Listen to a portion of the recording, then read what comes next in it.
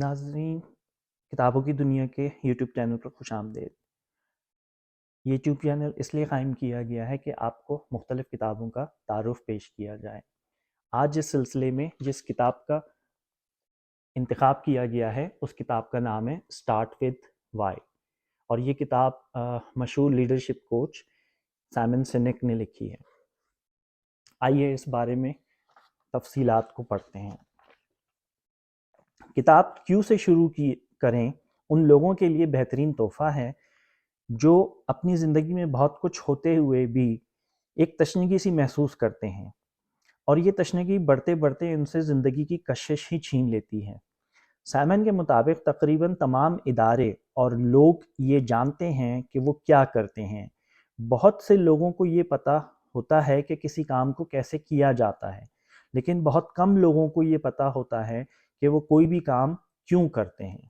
Simon کے مطابق کسی بھی شخص یا ادارے کو سب سے پہلے یہ پتہ ہونا چاہیے کہ وہ کوئی بھی کام کیوں کر رہا ہے۔ بہتر ہے کہ پوری کتاب کا مطالعہ کیا جائے، لیکن اگر آپ کے پاس مکمل کتاب پڑھنے کا وقت نہیں ہے تو کتاب کا تعارف پیش خدمت ہے۔ سائمن نے وائی، ہاؤ، واٹ کو 3 دائروں میں تقسیم کیا ہے، لیکن یہ دائرے الگ الگ نہیں ہیں بلکہ ایک کے اوپر ایک ہیں۔ تو سب سے اندرونی دائرہ وائی کا ہے، بیچ کا دائرہ ہاؤ کا ہے، جبکہ سب سے باہر والا دائرہ واٹ کا ہے۔ سائمن کا کہنا ہے کہ کوئی بھی شخص یا ادارہ اگر کسی کام کو کرنا چاہ رہا ہے تو اس کو ان 3 دائرے کو ذہن میں رکھتے ہوئے انسائیڈ آؤٹ کی حکمت عملی پر عمل پیرا ہونا ہوگا۔ یعنی سب سے پہلے اسے اپنے آپ سے پوچھنا ہوگا کہ وہ یہ کام کیوں کرنا چاہ رہا ہے۔ جب اسے اس سوال کا جواب واضح مل جائے تو پھر اس کے سامنے یہ سوال ہونا چاہیے کہ یہ کام اسے کیسے کرنا ہے۔ پھر سب سے آخر میں اس کو اس سوال کا جواب حاصل کرنا چاہیے کہ اسے کیا کرنا ہے۔ اس کتاب کو لکھنے کا مقصد بیان کرتے ہوئے وہ یہ کہتے ہیں کہ ہم اپنی روزمرہ کی زندگی میں دیکھتے ہیں کہ کچھ لوگ رہنما ہوتے ہیں جبکہ کچھ لوگ قیادت کرتے ہیں۔ رہنما یا لیڈر طاقت یا اثر و رسوخ رکھتے ہیں، جبکہ قیادت وہ کرتے ہیں جو ہمیں متاثر کرتے ہیں۔ چاہے افراد ہوں یا ادارے، ہم ان کی پیروی کرتے ہیں جو قیادت کرتے ہیں۔ اس وجہ سے نہیں کہ کوئی زبردستی ہوتی ہے، بلکہ اس وجہ سے کہ ہم ایسا کرنا چاہ رہے ہوتے ہیں۔ ہم قیادت کرنے والوں کی پیروی قیادت کرنے والے کے لیے نہیں بلکہ اپنے لیے کرتے ہیں۔ سائمن سینک نے یہ کتاب ان کے لیے لکھی ہے جو یا تو دوسروں کے لیے مثال بننا چاہتے ہیں یا کسی مثالی شخصیت کی تلاش میں ہیں۔ یہ کتاب بار بار دہرائے جانے والے ان رویوں، طرز فکر، عمل اور بات چیت کے انداز کے بارے میں ہے جو کچھ رہنماؤں کو یہ قابلیت عطا فرماتی ہے کہ وہ اپنے اطراف موجود لوگوں کو متاثر کر سکیں۔ سائمن لکھتے ہیں کہ باوجود اس کے کہ یہ فطری پیدائشی رہنما دوسروں کو متاثر کرنے کی قابلیت کے ساتھ پیدا ہوتے ہیں، لیکن یہ قابلیت صرف ان کے لیے مخصوص نہیں ہے۔ تھوڑے سے نظم و ضبط کے ساتھ کوئی بھی لیڈر یا ادارہ دوسروں کو متاثر کر سکتا ہے، ادارے کے اندر اور باہر دونوں طرف، تاکہ اپنے خیالات اور ویژن کو پھیلا سکے۔ ہم سب رہنمائی کرنا سیکھ سکتے ہیں۔ یہ کتاب ان چیزوں کی اصلاح کی مقصد کے تحت نہیں لکھی گئی جو آپ کی زندگی میں کام نہیں کر رہی، بلکہ یہ کتاب ان چیزوں کے لیے رہنما ہے جو کام کر رہی ہیں تاکہ آپ ان پر زیادہ توجہ دیں اور زیادہ سے زیادہ کریں۔ جب ہمارے سوالوں کے زیادہ تر جوابات مضبوط ثبوت کے ساتھ میسر ہوتے ہیں تو وہ کارآمد ہوتے ہیں، لیکن اگر ہم نے سوالات ہی غلط کیے ہوں، اگر ہم نے وجوہات ہی نہ سمجھی ہوں تو درست جوابات بھی ہمیں ہمیشہ غلط سمت کی طرف لے جائیں گے، اور سچائی آپ نے دیکھا ہوگا کہ ہمیشہ سامنے آتی ہے۔ اب جو واقعات آپ سنیں گے یہ ان افراد اور اداروں کے ہیں جن میں وہ بار بار دہرائے جانے والے رویے قدرتی طور پر موجود تھے۔ یہ وہ ہیں جنہوں نے کیوں سے شروع کیا، یعنی اسٹارٹ وتھ وائی۔ پہلا واقعہ، مقصد بہت بلند تھا، عوام کی گہری توجہ تھی، ماہرین شمولیت کے لیے بے چین تھے اور مالی وسائل موجود تھے۔ کامیابی کے تمام لوازمات سے لیس 1900 کے اوائل میں سیموئل پیرپونٹ لینگلے دنیا کے پہلے طیارے کی پرواز کے لیے تیار تھا۔ انتہائی قابل احترام وہ اسمتھسونین ادارے میں سینئر آفیسر تھا، اور اس کے علاوہ وہ ریاضی کا پروفیسر تھا جس نے ہارورڈ میں بھی کام کیا تھا۔ اس کے دوستوں میں حکومتی اور تجارتی حلقوں میں شامل کچھ انتہائی با اثر افراد جیسے اینڈریو کارنیگی اور الیگزینڈر گراہم بیل شامل تھے۔ لینگلے کو وار ڈپارٹمنٹ کے فنڈ سے $50,000 کی کثیر رقم کی گرانٹ دی گئی تھی، جو اس زمانے میں ایک بڑی رقم تھی۔ اس نے ذہین دماغوں کو جمع کیا جو قابلیت اور سمجھ بوجھ کے لحاظ سے بہترین تھے۔ لینگلے اور اس کی ٹیم نے بہترین اشیاء کا استعمال کیا جو ٹیم اس نے جمع کی تھی، اور جو وسائل اس کو میسر تھے ان کے بل بوتے پر اس کی فتح یقینی تھی۔ سینکڑوں میل دور ولبر اور آرول بھی اپنے فلائنگ مشین پر کام کر رہے تھے۔ ان کے اڑنے والی مشین بنانے کا جذبہ اتنا گہرا تھا کہ ان کے آبائی قصبے ڈیٹن اوہایو میں جوش و جذبہ اور عزم سے سرشار ایک گروپ ان کے ساتھ تھا۔ ان کے منصوبے کے لیے کوئی فنڈنگ نہیں تھی، کوئی حکومتی گرانٹ نہیں تھی، کسی بڑے عہدیدار سے ان کے تعلقات نہیں تھے۔ ٹیم میں موجود کسی ایک فرد کے پاس بھی اعلیٰ تعلیم، حتیٰ کہ کالج ایجوکیشن بھی موجود نہیں تھی، نہ ہی ولبر اور آرول کے پاس۔ لیکن یہ ٹیم ایک معمولی بائیسیکل شاپ میں جمع ہوتی تھی اور اس نے اپنے خواب کو عملی تعبیر دے دی۔ 17 دسمبر 1903 کو چند افراد کے گروہ نے انسانی تاریخ میں پہلی دفعہ ایک شخص کو فضا میں اڑتے ہوئے دیکھا۔ یہاں سوال یہ پیدا ہوتا ہے کہ بہتر ساز و سامان سے لیس، بہتر مالی امداد کے ساتھ اور بہتر تعلیم یافتہ ٹیم کے مقابلے میں رائٹ برادرز کیسے کامیاب ہو گئے؟ یہ قسمت کا کھیل نہیں تھا۔ دونوں لینگلے اور رائٹ برادران انتہائی پرعزم تھے، دونوں کام کے حوالے سے انتہائی سنجیدہ تھے، دونوں کے ذہن سائنسی ذہن تھے، دونوں کا مقصد ایک تھا، لیکن صرف رائٹ برادرز اپنے ساتھیوں کو صحیح معنوں میں متاثر کر سکے اور ایک ایسی ٹیکنالوجی بنانے میں ان کی رہنمائی کر سکے جس نے دنیا تبدیل کر دینی تھی۔ صرف رائٹ برادران نے کیوں سے شروع کیا تھا۔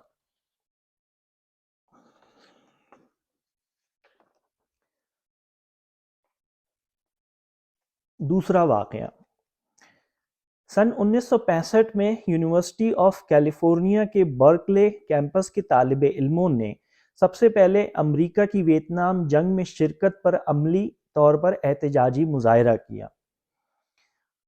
شمالی کیلیفورنیا اس زمانے میں حکومت اور اسٹیبلشمنٹ کے خلاف سرگرمیوں کا مرکز تھا۔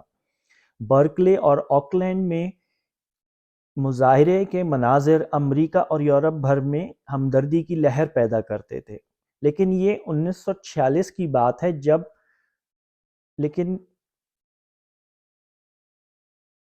لیکن یہ 1976 کی بات ہے جب امریکہ میں اصلی انقلاب برپا ہوا۔ ان کا مقصد اثر انداز ہونا تھا، وہ بہت بڑا اثر پیدا کرنا چاہتے تھے۔ ان کا مقصد لوگوں کی سوچ کو بدلنا تھا کہ دنیا کس طرح چلتی ہے۔ لیکن ان نوجوان انقلابیوں نے حکومت کے خلاف پتھر نہیں برسائے اور نہ ہی ہتھیار اٹھائے، اس کے برخلاف انہوں نے نظام کو اس کے اندر رہتے ہوئے ہی شکست دی۔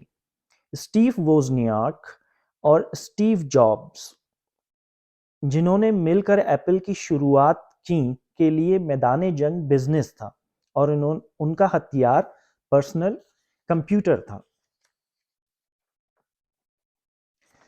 پرسنل کمپیوٹر کے انقلاب کی شروعات ایپل ون سے شروع ہوئی۔ شروع میں اس ٹیکنالوجی کی طرف توجہ صرف کاروبار کے لیے تھی۔ کمپیوٹر انتہائی پیچیدہ اور عام آدمی کی قوت خرید سے باہر تھا، لیکن ووزنیاک کا مقصد پیسہ کمانا نہیں تھا۔ اس نے ٹیکنالوجی کے ایک بہتر استعمال کے بارے میں سوچا۔ اس نے پرسنل کمپیوٹر کے ذریعے ایک عام آدمی کو ایک کارپوریشن کے مد مقابل لا کھڑا کیا۔ پرسنل کمپیوٹر نے سب کے لیے ایک جیسے مقابلے کا میدان پیدا کرنا تھا اور دنیا کے چلنے کا انداز تبدیل کر دینا تھا۔ ووزنیاک نے ایپل ون ڈیزائن کیا اور پھر ایپل ٹو کے ذریعے ٹیکنالوجی کو بہتر بنایا تاکہ وہ لوگوں کی قوت خرید میں آ سکے اور استعمال میں آسان ہو۔ کوئی بھی بڑا آئیڈیا کتنا بھی ویژنری اور شاندار ہی کیوں نہ ہو، اس وقت تک اس کی کوئی قیمت نہیں ہوتی جب تک کہ کوئی اسے خریدے نہ۔ اسٹیو جابز اس وقت ووزنیاک کا بہترین دوست تھا اور جانتا تھا کہ کیا کرنا ہے۔ اگرچہ جابز کو الیکٹرانکس کے اضافی پرزے فروخت کرنے کا تجربہ تھا، لیکن اس معاملے میں جابز سیلز مین سے بڑھ کر ثابت ہوا۔ جابز دنیا میں کچھ کر دکھانا چاہتا تھا اور اس نے اس مقصد کے لیے ایک کمپنی کی شروعات کا راستہ اختیار کیا۔ ایپل کو اس نے انقلاب برپا کرنے کے لیے استعمال کیا۔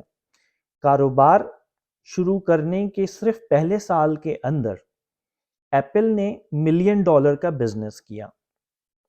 دوسرا سال مکمل ہونے پر ان کی سیلز 10 ملین تھی۔ اپنے چوتھے سال میں انہوں نے $100 ملین کی سیلز کی اور صرف 6 سال کے اندر ایپل 3000 ملازمین کے ساتھ $1 بلین کمپنی تھی۔ پرسنل کمپیوٹر کے انقلاب کو برپا کرنے میں جابز اور ووز تنہا نہیں تھے۔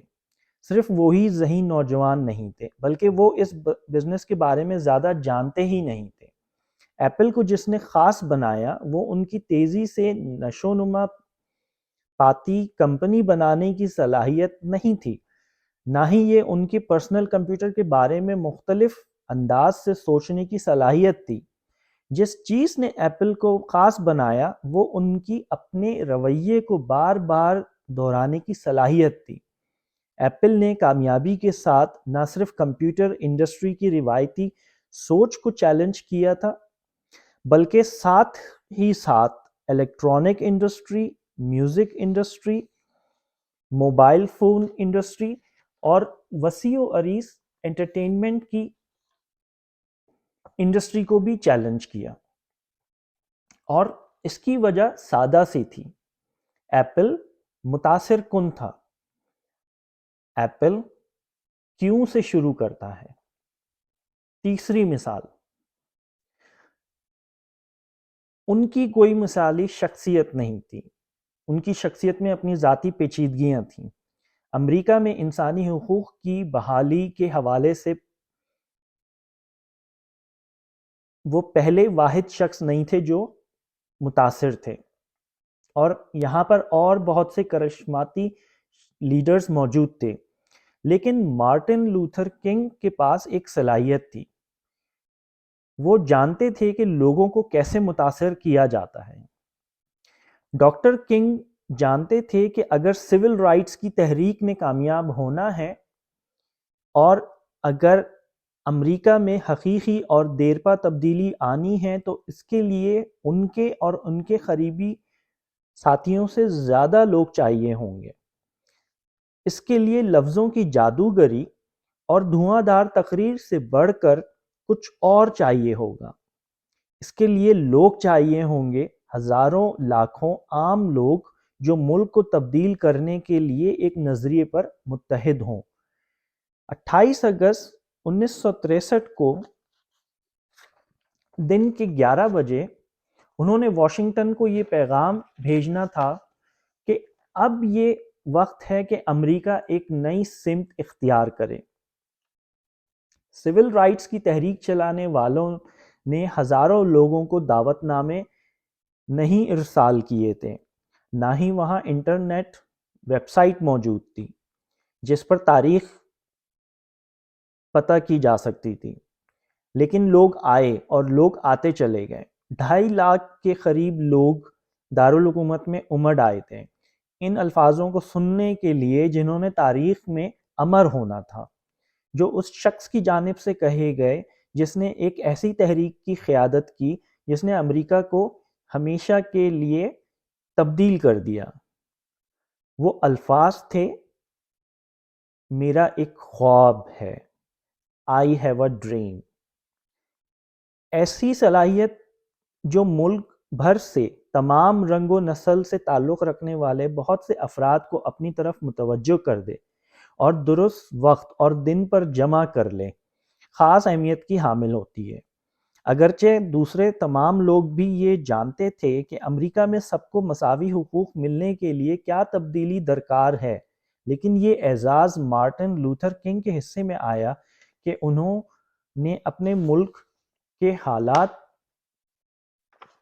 کو نہ صرف اقلیتوں کی بھلائی کے لیے تبدیل کیا بلکہ سب کو اس کا فائدہ پہنچا۔ مارٹن لوتھر کنگ نے کیوں سے شروع کیا تھا؟ یہاں پر کچھ تو لیڈر ہوتے ہیں اور کچھ لیڈ کرتے ہیں۔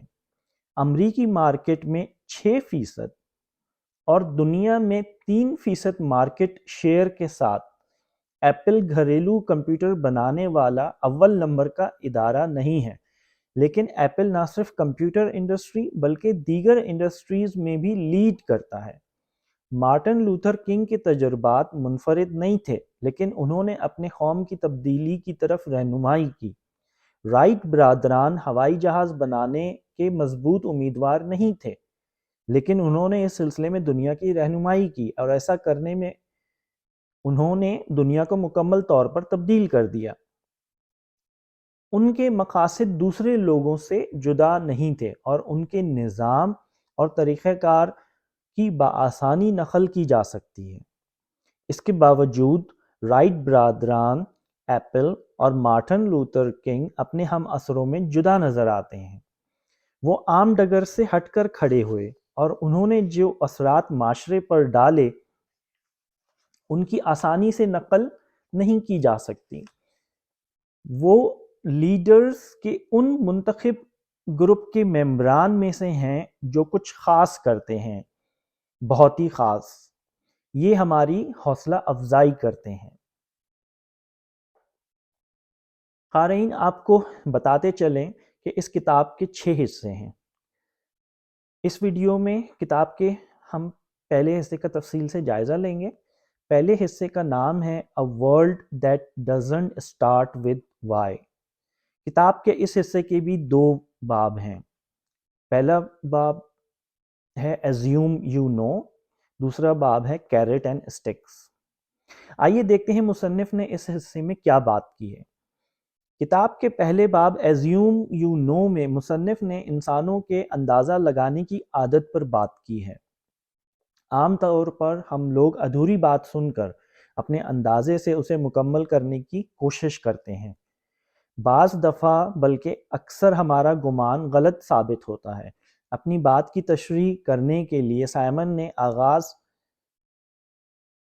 ہی میں ایک واقعہ بیان کیا ہے۔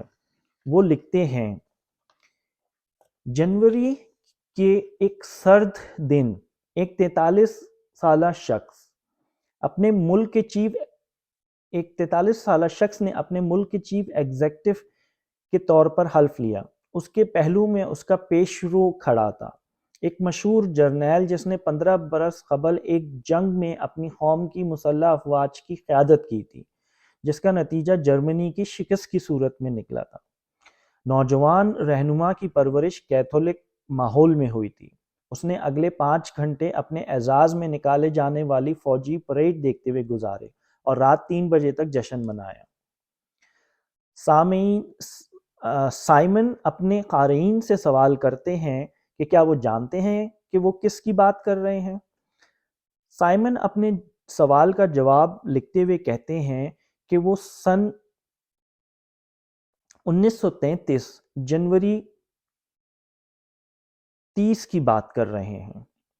سائمن کا خیال ہے کہ شروع میں ان کے اکثر قارئین کا ذہن جان ایف کینیڈی کی طرف گیا ہوگا۔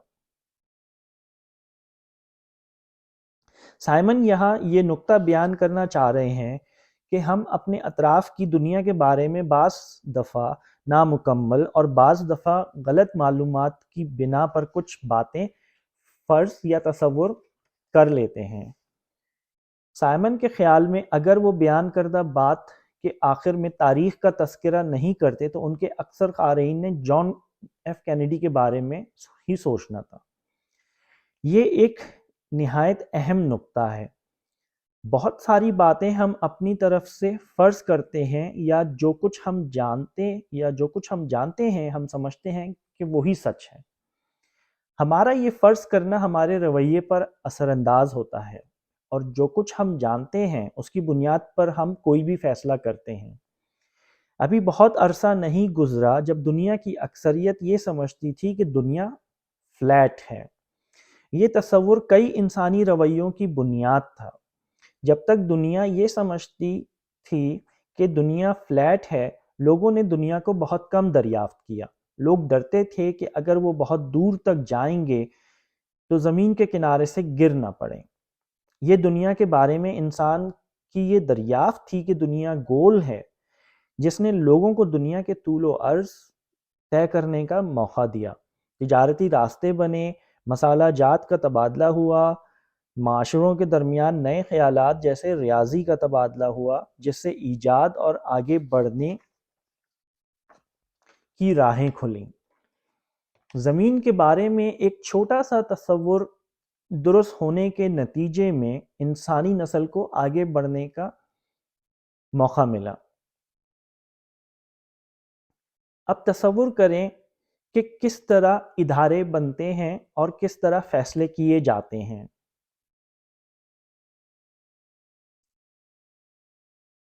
کیا ہم واقعی جانتے ہیں کہ کیوں کچھ ادارے کامیاب ہوتے ہیں اور کچھ نہیں، یا اس بارے میں ہم اپنے گمان سے کام لیتے ہیں؟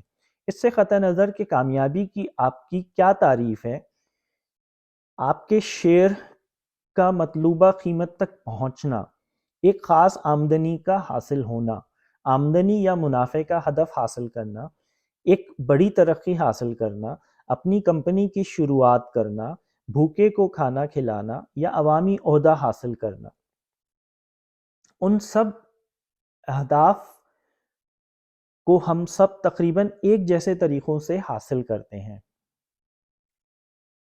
ہم میں سے کچھ لوگ بنا کچھ سوچے اپنے اہداف حاصل کرنے کی کوشش کرتے ہیں، لیکن اکثر لوگ اپنے طور پر کچھ معلومات حاصل کرنے کی کوشش کرتے ہیں تاکہ معقول فیصلہ کر سکیں۔ بعض دفعہ معلومات کو منظم انداز میں حاصل کرنے کی کوشش کی جاتی ہے، لیکن رائے عامہ کا پول کروانا یا مارکیٹ ریسرچ کروانا، بعض دفعہ یہ کوشش نجی سطح پر ہوتی ہے، جیسے اپنے دوستوں یا آفس کے کولیگ سے پوچھنا یا اپنے ہی کسی پرانے تجربے سے فائدہ اٹھانا۔ اہداف اور طریقہ کار سے قطع نظر ہم سب کی کوشش ہوتی ہے کہ ہم معقول فیصلہ کریں۔ اس سے بھی زیادہ اہم، ہم سب چاہتے ہیں کہ ہم درست فیصلہ کریں۔ ہم سب جانتے ہیں کہ ضروری نہیں کہ سارے فیصلے درست ثابت ہوں۔ اس بات سے قطع نظر کہ فیصلہ کرنے سے پہلے اس کے بارے میں کتنی معلومات جمع کی گئی ہیں، بعض دفعہ غلط فیصلوں کے نقصان کی شدت کم ہوتی ہے اور بعض دفعہ غلط فیصلے بہت نقصان دہ ثابت ہوتے ہیں۔ نتائج جو بھی ہوں، ہم دنیا کے متعلق اپنے قائم کردہ تاثر کی بنیاد پر فیصلہ کرتے ہیں جو شاید حقائق سے مطابقت نہ رکھتے ہوں۔ سائمن ہٹلر کے متعلق اپنی مثال پر تبصرہ کرتے ہوئے کہتے ہیں کہ اگر وہ مثال کے بعد تاریخ نہیں بتاتے تو سب لوگوں نے جان ایف کینیڈی کا ہی نام لینا تھا۔ یہ رویہ انسان کی خود سے اندازہ لگانے کی فطرت کی وجہ سے آتا ہے۔ نہ صرف یہ کہ برے فیصلے غلط اندازوں کی بنیاد پر کیے جاتے ہیں، بلکہ بعض دفعہ اگر ہمارے فیصلوں کے نتائج درست بھی نکل آئیں تو بھی کیا ہم حقیقت کو اچھی طرح سمجھتے ہیں؟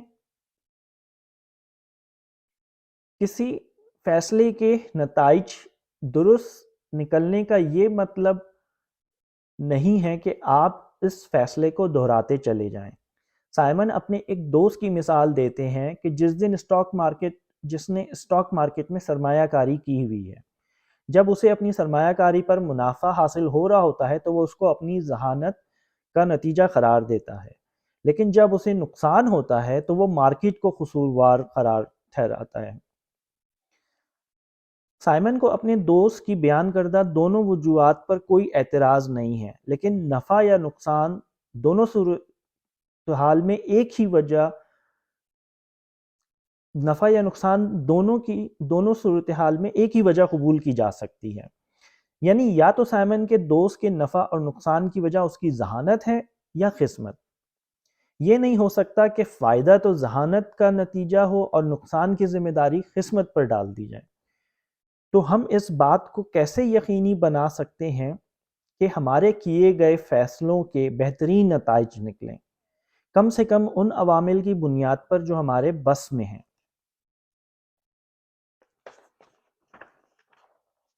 اور حقیقی زندگی میں یہی کرتے بھی ہیں۔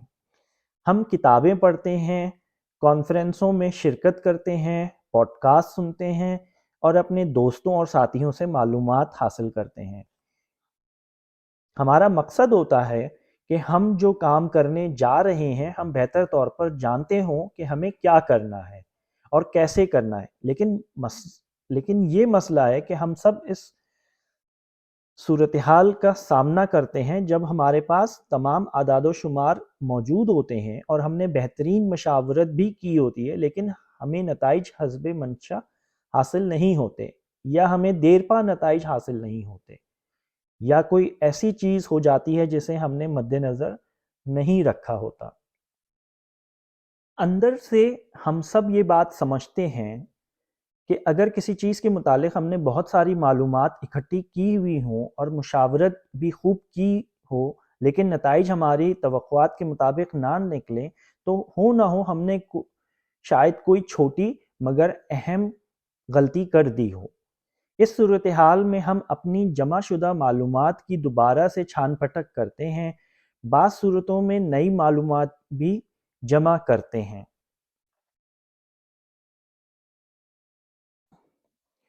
اور یہ سارا عمل نئے سرے سے شروع کرتے ہیں۔ زیادہ معلومات البتہ ہمیشہ مددگار ثابت نہیں ہوتی اگر ہمارے بنیادی تصورات ہی غلط ہوں۔ یہاں اور بھی عوامل ہوتے ہیں جنہیں مد نظر رکھنا لازمی ہے، وہ عوامل جو ہماری منطقی اور تجزیاتی ذہن سے ماورا ہوتے ہیں۔ ایسا بھی ہوتا ہے کہ ہمیں کچھ اندازہ نہیں ہوتا کہ ہمیں کیا کرنا ہے، یا ہم اپنے پاس موجود معلومات اور مشوروں کو نظر انداز کرنے کی راہ اپناتے ہیں اور جس خیال کی طرف ہمارا دل زیادہ رغبت رکھتا ہو اس پر عمل پیرا ہوتے ہیں اور بہتر نتائج حاصل کرتے ہیں، بلکہ بعض صورتوں میں توقع سے بھی بہتر۔ یہ دل کی رغبت اور منطقی فیصلہ کرنے کے درمیان آنکھ مچولی ہوتی ہے جس کے ذریعے ہم اپنا کاروبار اور زندگی بسر کرتے ہیں۔ ہم ہر طریقہ اپنا کر دیکھ سکتے ہیں، لیکن آخر میں ہم کو لوٹ کر اس بات کی طرف واپس آنا ہوگا کہ ایسا کیا کیا جائے کہ ہر بار بہترین نتیجہ برآمد ہو۔ یہاں گاڑیاں بنانے والے امریکی اداروں کے ایک اعلیٰ افسران کا دلچسپ قصہ بیان کرتے چلیں، جو جاپان گئے تھے وہاں کی کاروں کی اسمبلی لائن دیکھنے۔ انہوں نے دیکھا کہ سب سے آخر میں گاڑیوں کے دروازے اسمبل کیے جاتے ہیں، جو کہ امریکہ میں بھی ہوتا ہے، لیکن ایک چیز ان کو نظر نہیں آئی۔ امریکہ میں اسمبلی لائن پر ایک بندہ اس کام کے لیے ہوتا ہے کہ وہ دروازے کو صحیح اسمبل کرنے کے لیے ربڑ کا ہتھوڑا دروازے پر برسائے، لیکن ایسی کوئی چیز جاپان میں نہیں پائی گئی۔ الجھن کا شکار ہو کر امریکی اعلیٰ افسران نے جاپانیوں سے پوچھا کہ کس مقام پر وہ اس بات کو یقینی بناتے ہیں کہ دروازہ صحیح سے جڑے۔ جاپانی امریکیوں کو دیکھ کر مسکرائے اور بولے، ہم جب دروازہ ڈیزائن کرتے ہیں اسی وقت اس بات کو یقینی بناتے ہیں کہ وہ صحیح سے بیٹھے۔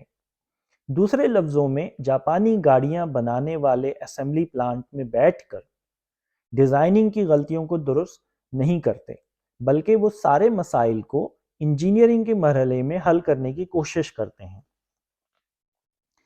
دن کے اختتام پر جب گاڑیاں اسمبلی لائن سے باہر نکلتی ہیں تو جاپانی اور امریکی دونوں گاڑیوں پر دروازے فٹ نظر آتے ہیں، لیکن فرق یہ ہوتا ہے کہ نہ ہی جاپانی گاڑی بنانے والے کو اسمبلی لائن کے آخر میں دروازہ صحیح بٹھانے کے لیے کسی کو نوکری پر رکھنا پڑتا ہے اور نہ ہی ہتھوڑی کا انتظام کرنا پڑتا ہے۔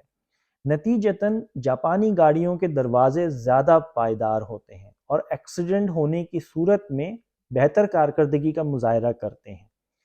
جاپانی یہ سب حاصل کرنے کے لیے شروع ہی سے بہتر طریقے استعمال کرتے ہیں۔ امریکی گاڑی بنانے والوں کا دروازہ صحیح بٹھانے کے لیے ہتھوڑی کا استعمال اس بات کی علامت ہے کہ کس طرح عام زندگی میں بہت سارے لوگ اور اداروں میں کام کیا جاتا ہے۔ پھر جب حسب منشا نتائج حاصل نہیں ہو پاتے تو مختلف شارٹ کٹ اختیار کیے جاتے ہیں کہ بات بن جائے، لیکن کیا یہ حل پائیدار ہوتے ہیں؟ دنیا میں ایسے بہت سے ادارے موجود ہیں جو آخر وقت میں کامیابی حاصل کرنے کے لیے جز وقتی اقدامات کرتے ہیں، ایسے اقدامات جن سے زیادہ نتائج حاصل کیے جا سکیں یا کم افرادی قوت یا وسائل سے زیادہ آؤٹ پٹ حاصل کیا جا سکے۔ ایسا ممکن ہے کہ نتائج ایک جیسے برآمد ہوں، لیکن بڑے رہنما شروع میں بہتر فیصلہ کرنے کی اہمیت کو سمجھتے ہیں۔ ہم جو بھی ہدایات دیتے ہیں، جو بھی لائے عمل اختیار کرتے ہیں، جو بھی نتائج ہم چاہتے ہیں، ان سب کی شروعات ہمارا فیصلہ کرنے سے ہوتی ہے۔ یہاں پر ایسے بھی لوگ پائے جاتے ہیں جو آخر میں دروازے پر ہتھوڑا برسا کر اسے فٹ کر اپنا مقصد حاصل کرتے ہیں، اور یہاں ایسے لوگ بھی پائے جاتے ہیں جو شروعات ہی مختلف طریقے سے کرتے ہیں۔ اگرچہ کامیابی دونوں طریقوں سے حاصل کی جا سکتی ہے، لیکن پائیدار کامیابی صرف ایک طریقے سے ہی حاصل ہوتی ہے۔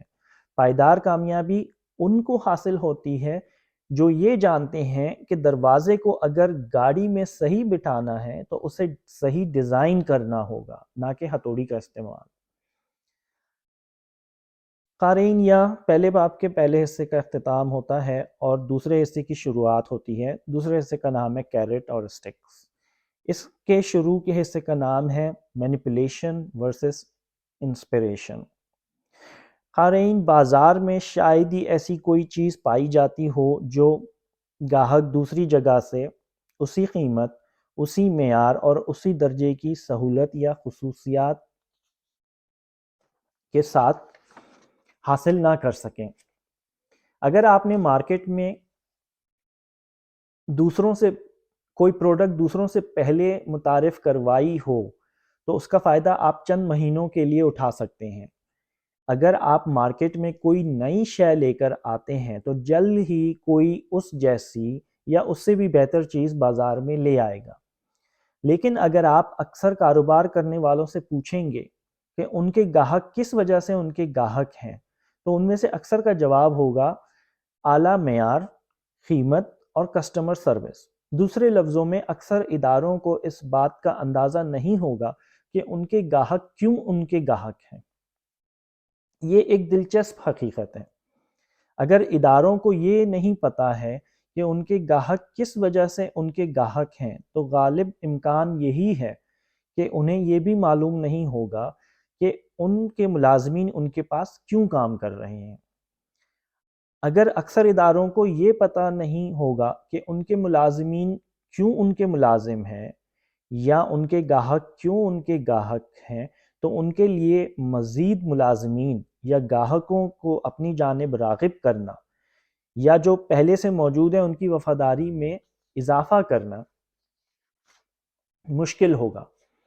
یہ حقیقت ہے کہ اکثر کاروباری ادارے آج کل اپنے فیصلے نامکمل، بدتر اور غلط تصورات پر بھروسہ کر کے کر رہے ہیں۔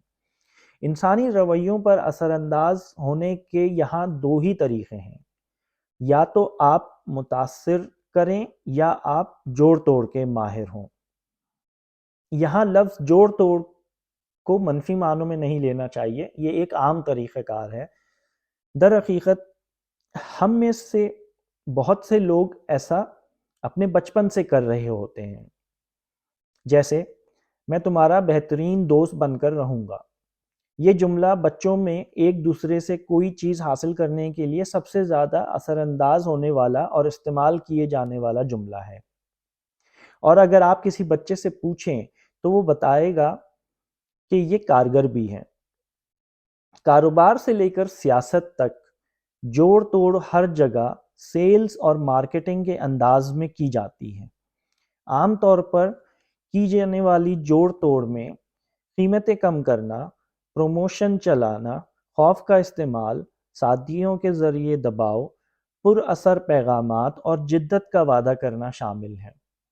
چاہے ووٹ حاصل کرنا ہو، کچھ بیچنا ہو، حمایت حاصل کرنی ہو۔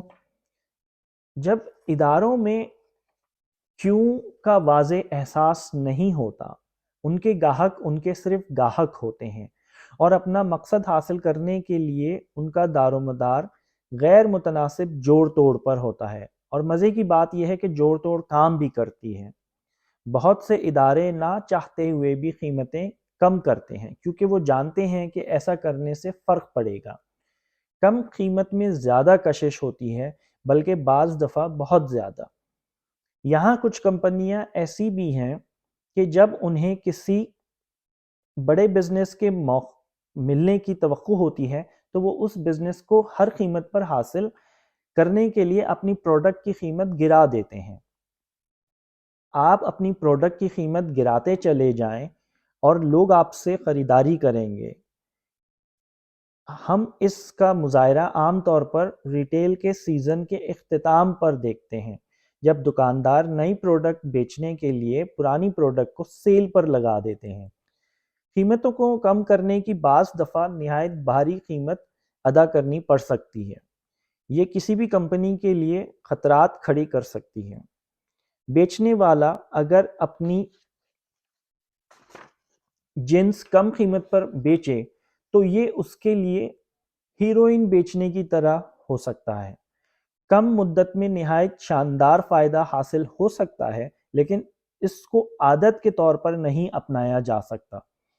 ایک دفعہ خریدار کسی جنس کو اس کی اوسط قیمت سے کم قیمت پر خریدنے کا عادی ہو جائے تو اس کو اسی جنس کے لیے زیادہ قیمت ادا کرنے پر آمادہ کرنا مشکل ہو جاتا ہے۔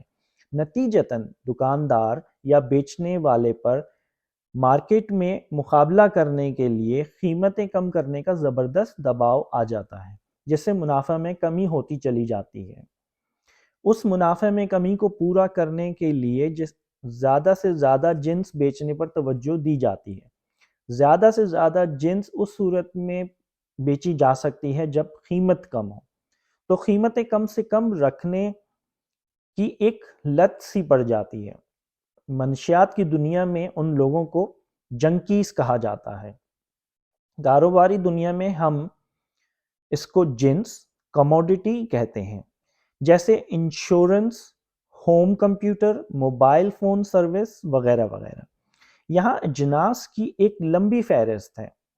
ایسی تمام صورتحال میں جہاں کمپنیوں کو اپنی پروڈکٹ کو کموڈٹی کے طور پر برتنا پڑتا ہے، کو قیمتیں کم کرنے کے چکر میں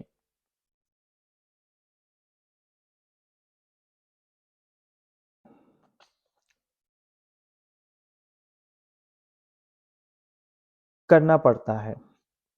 یہاں بحث اس بات پر نہیں ہے کہ قیمتیں کم کر کے کاروباری مواقع پیدا کرنا غلط طریقہ ہے، لیکن سوال یہ ہے کہ ایسا کب تک کیا جا سکتا ہے؟ وال مارٹ اس اصول سے مبرہ نظر آتا ہے۔ انہوں نے قیمتیں کم کر کے غیر معمولی کاروباری کامیابی حاصل کی ہے۔ وال مارٹ کا بڑے پیمانے پر کاروبار کم قیمت کی کمزوری سے بچنے میں مدد دیتا ہے، لیکن اشیاء کو کم قیمت پر بیچنے کے جنون نے وال مارٹ کے اسکینڈلز میں اضافہ کیا ہے اور اس کی نیک نامی کو بری طرح متاثر کیا ہے، اور وال مارٹ کے سارے اسکینڈلز کا تعلق قیمتیں کم کرنے کی کوششوں سے ہے۔ قیمت کم کرنے کی ہمیشہ لاگت ہوتی ہے۔ سوال یہ ہے کہ جو منافع آپ کما رہے ہیں اس کی کتنی لاگت ادا کرنے کے لیے آپ تیار ہیں۔ پروموشنز۔ جنرل موٹرز کا ایک جرات مندانہ مقصد تھا، اور وہ تھا امریکہ کی آٹوموٹیو مارکیٹ کے حصے میں سبقت لے جانا۔ 1950 میں صارفین گاڑیاں خریدنے کے لیے آٹوموٹیو مینوفیکچررز میں 4 مینوفیکچررز کا انتخاب کر سکتے تھے: جنرل موٹرز، فورڈ، کرائسلر اور امریکن موٹر کمپنی۔ غیر ملکی گاڑیاں بنانے والی کمپنیوں کے امریکن مارکیٹ میں آنے سے قبل مارکیٹ پر جنرل موٹرز کا غلبہ تھا۔ نئی مقابلہ بازی نے جنرل موٹرز کا مارکیٹ پر غلبہ مشکل امر بنا دیا۔ یہاں اعداد و شمار سے سمجھانے کی اتنی ضرورت نہیں ہے کہ پچھلے 50 سالوں میں امریکن آٹوموٹیو مارکیٹ میں کتنی تبدیلیاں آ گئی ہیں، لیکن جنرل موٹرز گزشتہ صدی میں آگے ہی رہی ہے اور قیمتوں کے اعتبار سے اپنے غلبے کو قائم رکھا ہے۔ البتہ 1990 سے ٹویوٹا کا امریکن مارکیٹ میں شیئر دگنا ہو گیا ہے۔ سن 2007 میں ٹویوٹا کا شیئر 7.8% تھا، جو بڑھ کر 16.3% ہو گیا۔ اسی عرصے کے دوران جنرل موٹرز کا مارکیٹ شیئر ڈرامائی طور پر 35% سے کم ہو کر سن 2007 میں 23.8% رہ گیا، اور سن 2008 کی ابتدا میں ایک ناقابل یقین بات ہوئی، اور وہ یہ کہ امریکی صارفین نے غیر ملکی ساختہ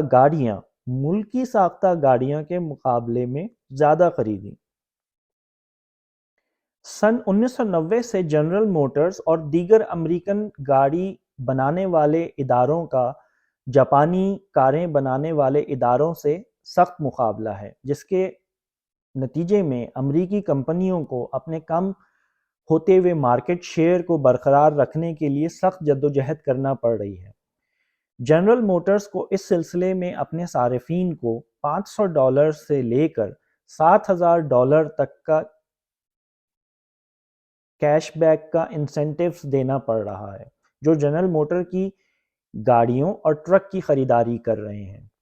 ایک لمبے عرصے تک اس پروموشن نے بہت اچھا کام کیا۔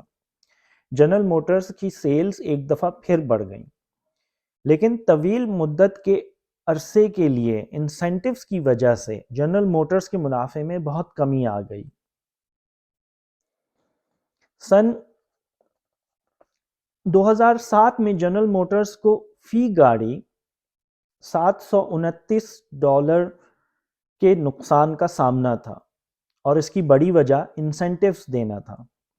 اس بات کا احساس کرتے ہوئے کہ انسینٹیو دینے کا ماڈل زیادہ عرصے چلنے کے قابل نہیں ہے، جنرل موٹرز نے اعلان کیا کہ وہ انسینٹیو کی رقم کو کم کر دے گا، اور اس کے ساتھ ہی جنرل موٹرز کی سیل تیزی سے گر گئی۔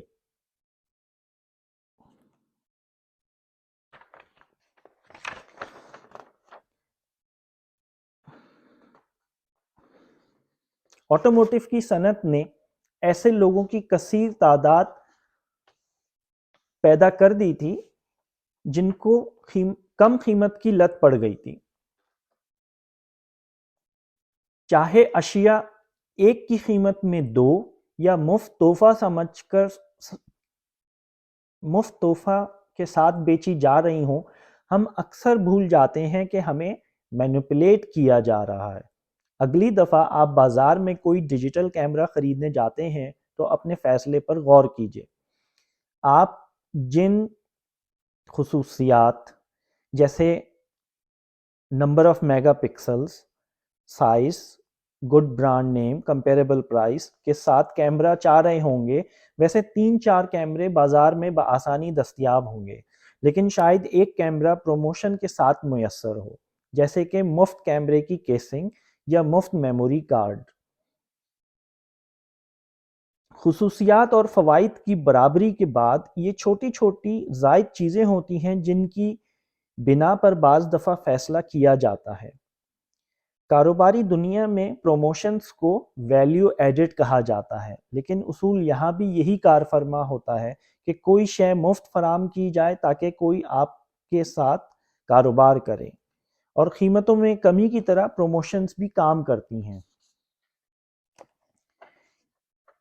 پروموشن کے ذریعے اس جوڑ توڑ کا یہ نتیجہ نکلا ہے کہ اس کی بنا پر باقاعدہ ایک اصول بریکیج کے نام سے وضع کیا گیا ہے۔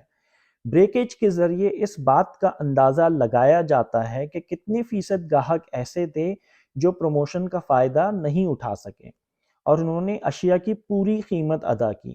ایسا عموماً اس وقت ہوتا ہے جب خریدار اپنا ریبیٹ کا کلیم دائر کرنے کی فکر نہیں کرتا۔ ویسے یہ عمل رکھا ہی اتنا پیچیدہ جاتا ہے کہ صارف اس معاملے میں لازمی غلطی کرے اور بریکیج کی سطح بلند رکھی جائے۔ ریبیٹ کے عمل میں صارف کو رسید کی کاپی، پیکیجنگ سے بارکوڈ، پروڈکٹ کی تفصیل اور یہ کہ کیسے خریدی گئی بھیجنی پڑتی ہے۔ اگر پیکیج کا غلط حصہ بھیج دیا یا درخواست پر کوئی تفصیل ادھوری چھوڑ دی تو ریبیٹ میں ہفتوں یا مہینوں کی تاخیر ہو سکتی ہے، بلکہ وہ منسوخ بھی ہو سکتا ہے۔ ریبیٹ کی دنیا میں ایسے صارف جو اپنا کلیم دائر نہیں کرتے، ان کے لیے باقاعدہ ایک اصطلاح سلپیج استعمال کی جاتی ہے۔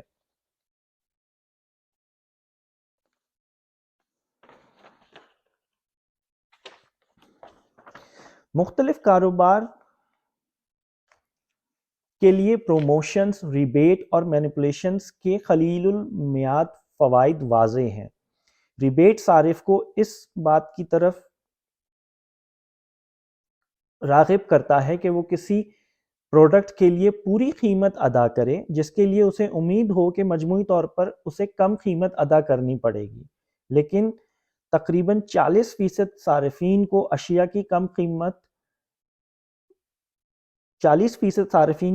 کم قیمت میں کبھی بھی دستیاب نہیں ہوتی۔ صارفین کی اس بڑی تعداد پر ریٹیلرز انحصار کرتے ہیں۔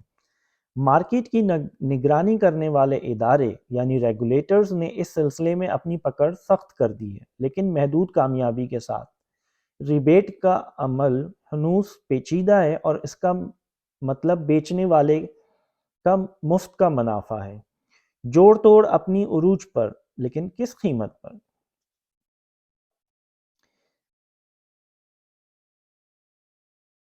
ایک اور طریقہ ہے خوف یعنی فیئر۔ اگر کوئی شخص اپنی پینٹ کی جیب میں کیلا رکھ کے لے جائے اور یہ ظاہر کرے کہ اس کے پاس پسٹل ہے تو اس کے اوپر ڈاکہ کا مقدمہ چلایا جائے گا۔ صاف طور پر ظاہر ہے کہ اس عمل میں کسی کی جان کو کوئی خطرہ نہیں ہوگا، لیکن قانونی عمل میں اس شخص کے پاس گن تصور کی جائے گی، اور یہ سب جانتے ہوئے ہی کسی شخص نے یہ ترکیب لڑائی ہوگی کہ وہ لوگوں کو ڈرائے۔ خوف حقیقی ہو یا غیر حقیقی، مینیپولیشن کرنے میں سب سے زیادہ طاقتور ہے۔ کسی کو بھی آئی بی ایم کی برانڈ خریدنے پر کبھی نوکری سے نہیں نکالا گیا ہوگا، لیکن یہ ایک ایسا جملہ ہے جس کا ماخذ خوف ہے۔ ایسا عموماً دیکھا گیا ہے کہ کسی کمپنی میں ایک فرد کو بہترین سپلائر تلاش کرنے کا کام سونپا گیا ہو اور اس نے ایک بہتر پروڈکٹ جو اچھی قیمت پر بھی مل رہی ہو لینے سے انکار کر دیا ہو، صرف اس وجہ سے کہ سپلائر کوئی نامی گرامی کمپنی نہیں ہے یا پروڈکٹ غیر معروف ہے۔ خوف چاہے حقیقی ہو یا خود ساختہ، کہ ایسا کرنے میں اگر کوئی غلطی ہو جائے تو اس سے میری نوکری خطرے میں پڑ سکتی ہے، کسی کے لیے بھی غلط فیصلہ کرنے کے لیے کافی ہے، بلکہ کوئی ایسا قدم بھی اٹھایا جا سکتا ہے جو کمپنی کے بہترین مفاد میں نہ ہو۔ جہاں خوف موجود ہوتا ہے وہاں حقائق نظر انداز ہو جاتے ہیں۔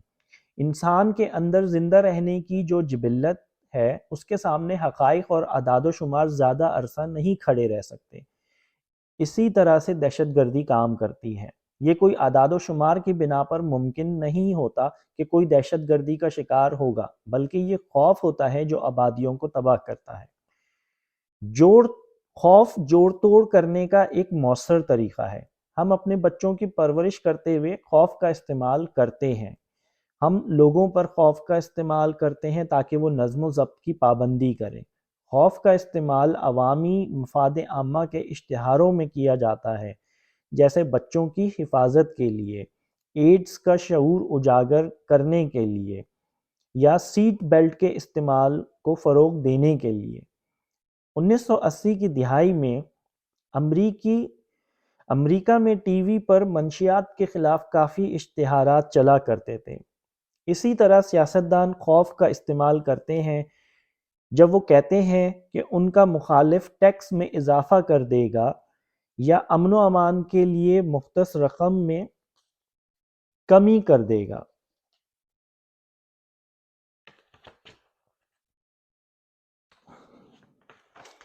یا شام کی خبروں میں لوگوں کو یہ خبر دی جا رہی ہوتی ہے کہ فلاں وجوہات کی بنا پر ان کی صحت یا تحفظ خطرے میں ہے، تو اس طرح کے سیاستدان اور نیوز کے ادارے لوگوں کے ذہنوں میں خوف کے بیج بو رہے ہوتے ہیں۔ مختلف کاروباری بھی اپنے سیل کو بڑھانے کے لیے خوف کے ہتھیار کا استعمال کر رہے ہوتے ہیں۔ مرکزی خیال یہ ہوتا ہے کہ اگر آپ نے ان کی مصنوعات نہیں خریدی تو آپ کے ساتھ کچھ برا ہو سکتا ہے۔ ہر 36 سیکنڈ پر ایک شخص ہارٹ اٹیک سے وفات پا جاتا ہے۔ یہ ایک مقامی دل کے ڈاکٹر کا اشتہار ہے۔ کیا آپ کے گھر میں ریڈون ہے؟ آپ کے پڑوس میں تو ہے۔ یہ ایک اشتہار ہے جو گھر میں آلودگی کی انسپیکشن فراہم کرنے والے کے ٹرک پر لگا ہوا ہے، اور یقیناً انشورنس کی صنعت سے وابستہ کوئی بھی آپ سے کہے گا کہیں بہت دیر نہ ہو جائے۔ اگر کسی نے بھی آپ کو خوف کا استعمال کرتے ہوئے کوئی چیز خریدنے پر مجبور کر دیا ہے تو یہ بالکل اسی شخص کی طرح ہے جس نے اپنے پتلون کی جیب میں کیلا رکھ کر بینک میں ڈکیتی کی ہو۔ لیکن بہرحال خوف کام کرتا ہے۔ ایسپائریشن، سگریٹ چھوڑنا سب سے آسان ہے، میں نے جب بھی کیا، یہ الفاظ ہیں مارک ٹوائن کے، میں نے ایسا 100 دفعہ کیا۔ اگر خوف ہمیں کسی چیز سے دور رکھتا ہے تو متاثر کن چیزیں ہمیں اپنی طرف راغب کرتی ہیں، جس کی ہم شاید اپنے دل میں خواہش بھی رکھتے ہوں۔ اشتہار کنندگان اکثر متاثر کن پیشکشوں کے بارے میں بات کرتے ہیں جن کے ذریعے ہم وہ چیز بآسانی حاصل کر سکتے ہیں جن کی ہم دل میں خواہش رکھتے ہیں، جیسے 6 قدم خوشگوار زندگی کی طرف۔ ورزش کیجیے اور اپنی خواہش کے مطابق بدن حاصل کیجیے۔ 6 ہفتے کی مختصر مدت میں آپ امیر ہو سکتے ہیں۔ یہ تمام پیغامات مینیپولیٹ کرتے ہیں، یہ پیغامات ہمیں راغب کرتے ہیں اس چیز کی طرف جو ہم حاصل کرنا چاہتے ہیں، یا ایسی شخصیات کی جانب جو ہم بننا چاہتے ہیں۔ اگرچہ متاثر کن پیغامات مثبت نوعیت کے ہوتے ہیں، لیکن یہ ان لوگوں پر زیادہ اثر انداز ہوتے ہیں جن کی زندگی میں نظم و ضبط کی کمی ہوتی ہے، یا وہ احساس کمتری کا شکار ہو کر اس خوف میں گرفتار ہوتے ہیں کہ ان میں کام کرنے کی صلاحیت ہی نہیں ہے۔ آپ کسی کو متاثر کر کے اس کو جم کی ممبرشپ اختیار کرنے پر تو راغب کر سکتے ہیں، لیکن اسی شخص کو ہفتے میں 3 دفعہ جم میں جانے کے لیے زیادہ حوصلہ افزائی کی ضرورت ہوگی۔ اگر کوئی ایک صحت مند زندگی گزار رہا ہے تو وہ وزن کم کرنے کے 6 آسان طریقے کے اشتہار کی طرف زیادہ توجہ نہیں دے گا۔ ایسے اشتہار کی طرف وہی راغب ہوگا جو صحت مند زندگی نہیں گزار رہا ہوگا۔ یہ بات خبر کے زمرے میں نہیں آتی کہ بہت سارے لوگ بار بار اپنی غذا پر کنٹرول کر کے اپنا وزن کم کرنے کی کوشش کرتے ہیں۔ اس کے علاوہ وہ کوئی سا بھی طریقہ اپناتے ہوں، لیکن یہ بات طے ہے کہ غذا پر قابو پانے کے علاوہ ان کو ورزش بھی کرنی پڑے گی۔ دوسرے معنوں میں نظم و ضبط کی پابندی۔ ہر سال جنوری کے مہینے میں جم کی ممبرشپ میں 12% کا اضافہ ہو جاتا ہے، جب لوگ وزن کم کرنے کی اپنی خواہش کو پورا کرنے کی کوشش کرتے ہیں، لیکن ان میں سے چند ہی افراد سال کے آخر تک اپنی جم جانے کی سرگرمی کو جاری رکھ پاتے ہیں۔ ترغیب دینے والے متاثر کن پیغامات رویوں میں وقتی تبدیلی لا سکتے ہیں، لیکن یہ تبدیلی زیادہ دیر تک قائم نہیں رہ پاتی۔ متاثر کرنے والے پیغامات نہ صرف صارفین کی مارکیٹ میں مؤثر رہتے ہیں، بلکہ یہ مختلف کاروبار کرنے والوں کے درمیان بھی اپنا کام دکھاتے ہیں۔ چھوٹی اور بڑی کمپنیوں کے مینیجر اچھی کارکردگی دکھانا چاہتے ہیں تو وہ اس کام کے لیے کنسلٹنٹ کو رکھتے ہیں اور ایسا نظام لے کر آتے ہیں جو ان کے مطلوبہ نتائج حاصل کرنے میں مدد کرے، لیکن اکثر ایسا ہوتا ہے کہ نظام ناکام ہو جاتا ہے، بلکہ اس صلاحیت کی کمی پائی جاتی ہے جو اس نظام کو اپنی اصل حالت میں برقرار رکھ سکے۔ طویل مدتی خواہش کے لیے کم دورانیے کا عمل کرنا کارپوریٹ دنیا میں بھی پایا جاتا ہے۔ سائمن اپنی ایک دوست کا تذکرہ کرتے ہیں جو مینجمنٹ کنسلٹنٹ ہیں، جس کو $1 بلین کمپنی نے اپنے مقاصد اور خواہشات حاصل کرنے کے لیے مشیر رکھا۔ وہ بتاتی ہیں کہ اس کمپنی کے مینیجرز کے ساتھ یہ مسئلہ تھا کہ وہ سستے اور جلد حل کی طرف فوراً راغب ہو جاتے تھے، جبکہ ان کے سامنے بہتر اور طویل مدتی حل موجود ہوتا تھا۔ ان کے پاس کام کو ابتدا ہی سے صحیح کام کرنے کے لیے تو کبھی وقت اور پیسہ نہیں ہوتا تھا، لیکن کسی بھی کام کو دوبارہ کرنے کے لیے ہمیشہ وقت اور پیسہ موجود ہوتا تھا۔ Peer pressure. 5 میں سے 4 ڈینٹسٹ ٹرائیڈنٹ کو ترجیح دیتے ہیں۔ یہ ایک چوئنگم کے اشتہار میں کہا جا رہا ہے تاکہ صارفین کو فروخت کی جا سکے۔ معروف یونیورسٹی میں کی گئی تحقیق۔ اگر یہ پروڈکٹ پروفیشنلز کے لیے اچھی ہے تو آپ کے لیے بھی مفید ہے۔ 1 ملین مطمئن صارفین اور ان کی بڑھتی ہوئی تعداد۔ یہ تمام کی تمام پیئر پریشر کی قسمیں ہیں۔ جب فروخت کرنے والے یہ کہہ کر کوئی چیز صارف کو فروخت کرنے کی کوشش کرتے ہیں کہ آبادی کی ایک بڑی اکثریت یا ماہرین کا ایک گروہ ان کی پروڈکٹ کو ترجیح دیتا ہے، تو وہ صارف پر یہ باور کرانے کی کوشش کر رہے ہوتے ہیں کہ جو کچھ وہ بیچ رہے ہیں وہ ان کے لیے بھی بہتر ہے۔ پیئر پریشر یا ساتھیوں کا دباؤ کام کرتا ہے کیونکہ ہم یہ سمجھتے ہیں کہ اکثریت یا ماہرین ہم سے بہتر جانتے ہیں۔ ساتھیوں کا دباؤ اس وجہ سے کام نہیں کرتا کہ اکثریت یا ماہرین ہمیشہ درست ہوتے ہیں، بلکہ یہ اس وجہ سے کام کرتا ہے کہ ہم ڈرتے ہیں کہ ہم غلط ہو سکتے ہیں۔ کسی مشہور شخصیت کی طرف سے کسی پروڈکٹ کی تعریف کرنا بھی پیئر پریشر کے ڈالنے کا ایک طریقہ ہے۔ اگر وہ استعمال کرتا ہے ہم سوچتے ہیں تو یہ یقیناً بہتر ہوگا۔ یہ بات تو سمجھ میں آتی ہے جب گولف کے مشہور کھلاڑی ٹائیگر ووڈز نائکی کی گولف کی مصنوعات کی تعریف کرتے ہیں، لیکن ٹائیگر نے general Motors, management consultant company, credit cards کھانوں اور ٹیگ ہیور کی کمپنی کی طرف سے ڈیزائن کردہ گھڑی کی بھی تعریف کی ہے، لیکن چونکہ ٹائیگر نے ان چیزوں کی تعریف کی ہے تو یہ بہتر ہی ہوں گی۔ مشہور شخصیات کی جانب سے تصدیق کو ہمارے ان جذبات کو متاثر کرنے کے لیے بھی استعمال کیا جاتا ہے جن کی وجہ سے ہم مشہور شخصیات جیسا بننا چاہتے ہیں۔ اس کی سب سے واضح مثال گیٹوریٹ کا مشروب ہے۔ میں مائک کی طرح بننا چاہتا ہوں، یہ وہ اشتہار ہے جس کے ذریعے نوجوانوں کو مائل کیا جا رہا ہے کہ وہ مائیکل جارڈن کی طرح بن سکتے ہیں اگر وہ گیٹوریٹ پئیں۔ مشہور شخصیات کی مختلف مصنوعات کی سفارش کی کئی مثالیں پیش کی جا سکتی ہیں، البتہ ان کے درمیان کوئی تعلق تلاش کرنا مشکل ہے۔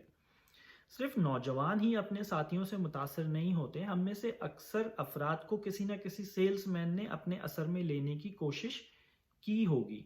کیا آپ کو کسی سیلز ریپ نے دفتری اشیاء یہ بول کر بیچنے کی کوشش کی ہے کہ آپ کے میدان کے 70% صارفین ہماری چیزیں استعمال کرتے ہیں تو آپ کیوں نہیں؟ لیکن اگر ان 70% صارفین میں بنیادی سمجھ ہی نہیں ہے تب، اور اگر بقیہ 70% صارفین کو دفتری اشیاء خریدنے کے عوض کچھ اور بھی دیا گیا ہو یا بہت ہی کم قیمت پر انہیں یہ اشیاء دی گئی ہوں، یہ کام صرف اور صرف اس لیے کیا جا رہا ہے کہ آپ پر دفتری اشیاء خریدنے پر زور ڈالا جا سکے، آپ کو یہ احساس دلانے کے لیے کہ آپ کچھ چیزیں چھوڑ رہے ہیں، یا یہ کہ باقی سب کو تو پتہ ہے لیکن آپ کو نہیں، بہتر ہے کہ اکثریت کے ساتھ چلا جائے۔ سائمن اپنی والدہ کے الفاظ دہراتے ہیں، اگر تمہارے دوست اپنا سر اوون میں ڈالیں گے تو کیا تم بھی ایسا کرو گے؟ لیکن افسوس کہ مائیکل جارڈن یا ٹائیگر ووڈز کو ایسا کرنے کے پیسے ملے ہوں گے تو اس سے دراصل ایک ٹرینڈ بن گیا ہوگا۔ نیا پن یا ایجاد یا انگریزی میں نوولٹی یا انوویشن۔ سن 2004 میں موٹورولا کمپنی نے اپنے موبائل فون ریزر کو لانچ کرتے ہوئے پریس کانفرنس کی کہ ڈیزائن اور انجینئرنگ میں ایک بڑی ایجاد کرتے ہوئے موٹورولا نے اپنی نوعیت کا پہلا فون ایجاد کیا ہے۔ دھاتوں کا اجمہ جیسے ہوائی جہاز میں استعمال ہونے والا ایلومینیم اندرونی اینٹینا اور کیمیکلی ایچ کی پیڈ اس فون کی چیدہ خصوصیات میں سے تھیں۔ اس کے علاوہ اس کی موٹائی محض 13.9 ملی میٹر تھی اور یہ بہت پتلا تھا، اور ان تمام خصوصیات نے کام کیا۔ لاکھوں لوگوں نے اس فون کو حاصل کرنے کی کوشش کی، حتیٰ کہ 1-2 ملکوں کے وزرائے اعظم تک اس فون کو استعمال کرتے ہوئے دیکھے گئے۔ کئی سیلیبریٹیز ریڈ کارپٹ ایونٹ میں اس فون کی نمائش کرتی ہوئی پائی گئیں۔ 50 ملین سیٹ کی فروخت کے بعد شاید ہی کوئی اس فون کے انتہائی کامیاب ہونے پر اعتراض کر سکتا ہے۔ موٹورولا کے CEO زینڈر کے مطابق اس فون کی شکل میں ان کی کمپنی نے اس وقت موجود موبائل فونز کو نہ صرف پیچھے چھوڑ دیا بلکہ موبائل فون کی صنعت میں ایک نیا معیار بھی قائم کیا۔ یہ فون موٹورولا کمپنی کے لیے بھاری مالی کامیابی ثابت ہوا۔ یہ بجا طور پر ایجادات کی دنیا کا شاہکار کہلانے کے لائق تھا، لیکن کیا واقعی ایسا تھا بھی؟ 4 سال سے بھی کم مدت میں زینڈر کو اپنی نوکری سے ہاتھ دھونے پڑے۔ موٹورولا کمپنی کا اسٹاک اپنی مالیت کے 50% پر مارکیٹ میں فروخت ہو رہا تھا۔ موٹورولا کی مقابل کمپنیوں نے ریزر فون میں موجود یا اس سے بھی زیادہ خصوصیات کے حامل فون مارکیٹ میں لا کر موٹورولا کی اجارہ داری کا خاتمہ کر دیا تھا، اور موٹورولا پھر سے ایک عام کمپنی کی طرح ہو گئی تھی جو مارکیٹ میں اپنا شیئر حاصل کرنے کی تگ و دو کر رہی تھی۔ موٹورولا نے بہت سے پہلے والوں کی طرح نئے پن کو ایجاد میں گڈمٹ کر دیا تھا۔ حقیقی ایجاد نہ صرف صنعت بلکہ معاشرے کی سمت تبدیل کر دیتی ہے۔ Light bulb, microwave oven, fax machine, iTunes, iPod اور آئی فون، یہ در حقیقت یہ وہ ایجادات ہیں جنہوں نے ہمارے روزمرہ کی دفتری اور گھریلو امور کو بدل کر رکھ دیا، اور آئی فون نے تو آ کر پوری ایک صنعت کو ہلا کر رکھ دیا کہ وہ اپنے کام کرنے کا طریقہ اور بزنس ماڈل ہی بدل ڈالیں۔ موبائل فون میں کیمرے کا اضافہ کر دینا کوئی ایجاد نہیں ہے، یہ بجا طور پر ایک بڑی خصوصیت کہلائے جانے کے لائق ہے، لیکن یہ صنعت کو بدل کر نہیں رکھ دے گی۔ اگر اس نئی تعریف کو ذہن میں رکھا جائے تو موٹورولا نے ریزر موبائل فون کی صورت میں جو نیا فون نکالا تھا وہ صرف نئی خصوصیات کا ایک موبائل فون تھا۔ دھاتی کیس، چھپا ہوا اینٹینا، فلیٹ کی بیڈ اور پتلا فون، یہ سب خصوصیات ہی تو تھیں، لیکن یہ انقلابی ایجاد نہیں تھیں۔ موٹورولا نے بس اتنا ہی کیا تھا کہ کامیابی کے ساتھ نیا چمکدار فون مارکیٹ میں لے آیا تھا، اور یہ کامیابی صرف اس وقت تک برقرار رہنے والی تھی جب تک کوئی دوسری کمپنی چمکدار فون مارکیٹ میں نہیں لے آتی، اور یہی وجہ ہے کہ یہ خصوصیات کوئی نئی ایجاد نہیں بلکہ نیا پن ہے۔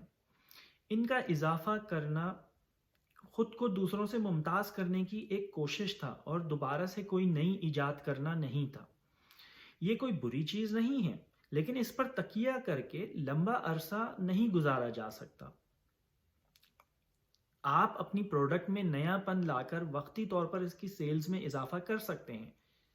یہی موٹورولا نے ثابت بھی کیا تھا، لیکن اس کے اثرات زیادہ دیر پا نہیں تھے۔ اگر کوئی کمپنی اپنی پروڈکٹ میں ہر وقت نئے پن کا اضافہ کرتے رہے تو اس کے اثرات بھی قیمتوں میں جوڑ توڑ ہی کی مانند ہوتے ہیں۔ دوسروں سے ممتاز نظر آنے کی کوشش میں پروڈکٹ سامان کی مانند نظر آنے لگتی ہے۔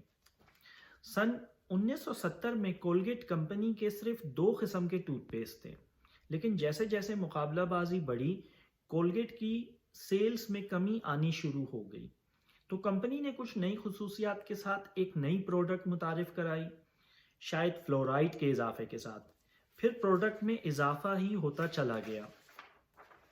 اسٹرائپس، اسپارکل، سٹارٹر کنٹرول، ہر نئی پروڈکٹ نے بلا شبہ سیلز کو بڑھانے میں مدد کی، اور یہ سلسلہ چلتا ہی چلا گیا۔ اندازہ لگائیں کہ آج مارکیٹ میں کولگیٹ کے کتنے ٹوتھ پیسٹ ہیں؟ 32۔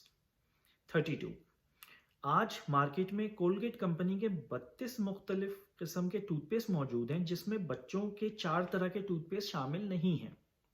اور اس امر کو ذہن میں رکھیں کہ مقابلہ پر موجود دوسری کمپنی نے بھی اتنی ہی تعداد میں ٹوتھ پیسٹ متعارف کروائے ہوں گے، تو حقیقتاً لوگوں کو کئی درجن ٹوتھ پیسٹ میں سے اپنے لیے انتخاب کرنا پڑتا ہوگا، لیکن ایسا کوئی ڈیٹا میسر نہیں ہے جو یہ بتا سکے کہ کیا 1970 کے مقابلے میں آج امریکی زیادہ اپنے دانتوں کو برش کرتے ہیں۔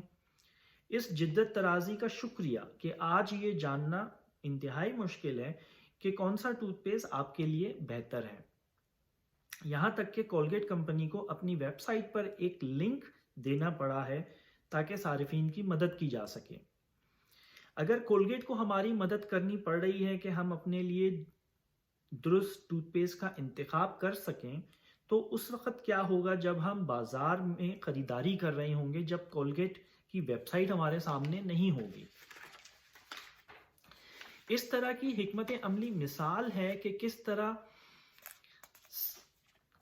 کمپنیاں اپنی پروڈکٹ کو صارفین کو نئی ایجاد کہہ کر بیچتی ہیں، حالانکہ یہ پروڈکٹ میں نئی ایجاد نہیں بلکہ نیا پن ہوتا ہے۔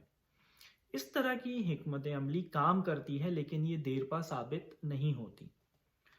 ایپل کا آئی فون موٹورولا کے ریزر فون کے متبادل کے طور پر سامنے آیا اور چھا گیا۔ تمام بٹن کو نکال کر ٹچ اسکرین سے بدل دینا بلا شبہ اس فون کی بڑی خوبی تھی، لیکن اس خوبی کی تو دوسرے بھی نقل اتار سکتے تھے، لیکن ایپل نے کچھ اور کیا تھا جو اس کو دوسروں سے ممتاز کرتا تھا۔ ایپل نے نہ صرف اس میدان میں سبقت حاصل کی کہ موبائل فون کیسے ڈیزائن کیے جاتے ہیں، بلکہ ایپل اس بات پر بھی اثر انداز ہوا کہ موبائل فون انڈسٹری کس طرح سے اپنا کاروبار کرے گی۔ موبائل فون انڈسٹری میں یہ موبائل فون کمپنیاں نہیں بلکہ موبائل فون سروس پرووائڈر تھا جو اس بات کا فیصلہ کرتا تھا کہ صارف کو کیا خصوصیات اور فائدے ملیں گے۔ ٹی موبائل، ویرائزن وائرلیس، اسپرنٹ اور AT&T اس بات کا فیصلہ کرتی تھیں کہ موٹورولا، نوکیا، ایرکسن، LG اور دوسری فون بنانے والی کمپنیاں کیا کریں گی۔ پھر ایپل مارکیٹ میں آیا۔ ایپل نے کہا اب سے وہ موبائل سروس فراہم کرنے والے کو بتائے گا کہ فون کیا کرے گا۔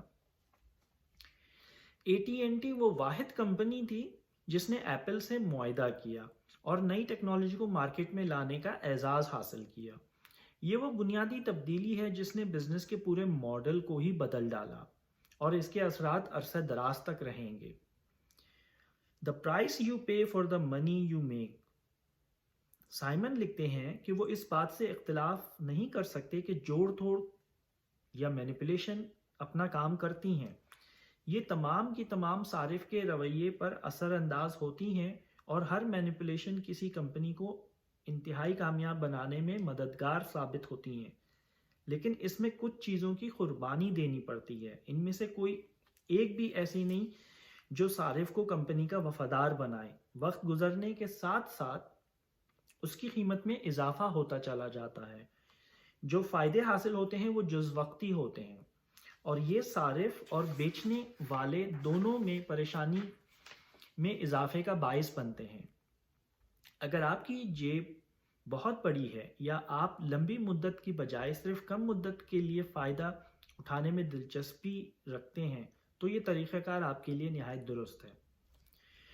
کاروباری دنیا کے علاوہ جوڑ توڑ آج کل کی سیاست میں بھی رائج ہے۔ جس طرح کاروبار میں جوڑ توڑ سیلز میں اضافے کا تو باعث بنتی ہیں لیکن صارف کی وفاداری نہیں حاصل کر پاتی، بالکل اسی طرح سیاست میں جوڑ توڑ کسی امیدوار کو الیکشن تو جتوا سکتی ہیں لیکن ایک ٹھوس لیڈرشپ کی بنیاد بنانے میں ناکام رہتی ہیں۔